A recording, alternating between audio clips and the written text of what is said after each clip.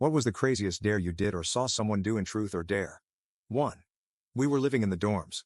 We dared our friend, who had just gotten into culinary school, despite him not having learned a single thing yet, to cook us an upscale dinner using only dorm appliances: a toaster oven, George Foreman grill, and a hot plate. He stormed out of the room, and we assumed he was tired of us making fun of him constantly for wanting to be an Iron Chef. He watched it devotedly, but no way. He came back with groceries and made a short rib dish. It's so good, and I still dream about it 22 years from now. 2. In 6th grade, my girlfriend challenged me to kiss her best friend. I did it. It so happens that the whole episode was, in reality, a test, and I have to say that I failed it. The number 3 is an essential figure in this tale. When I was 17 years old in high school, my friend Dan decided to become a professional stuntman. He was very insistent that he knew all the proper techniques for being run over by a car and not being hurt slightly.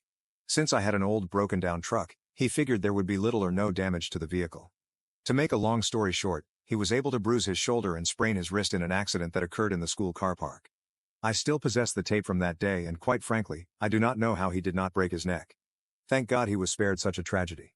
2 years down the line, he came up to me and asked if he could try again. However, this time, he smashed my windshield in a turn of dramatic events. It all went down when we were in the 4th in high school shop class, where one guy dared to drink a can of used oil.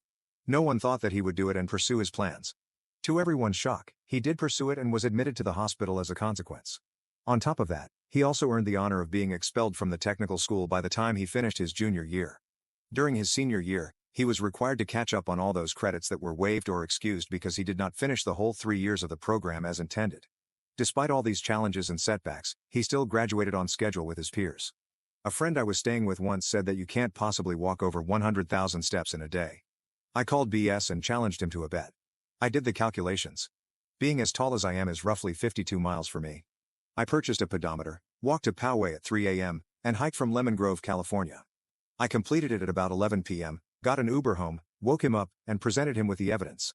Never say I am not able to do something. 6. Someone was challenged to jump an electric fence and ride a cow. She cleared the fence but ended up shin deep in cow poop. She didn't even get to the cow because her Uggs became mired. 7. There was a kid I knew who once inhaled pulverized rock that mainly was quartz. I didn't pay much attention to it then, but later in life, I learned about silicosis. Now, I can't help but wonder about him inhaling silica straight. I sometimes wonder how he is doing 8th in high school. A kid who hated gum was dared either to chew gum or to receive a swirly. His only complaint was, "Man, I just urinated in there,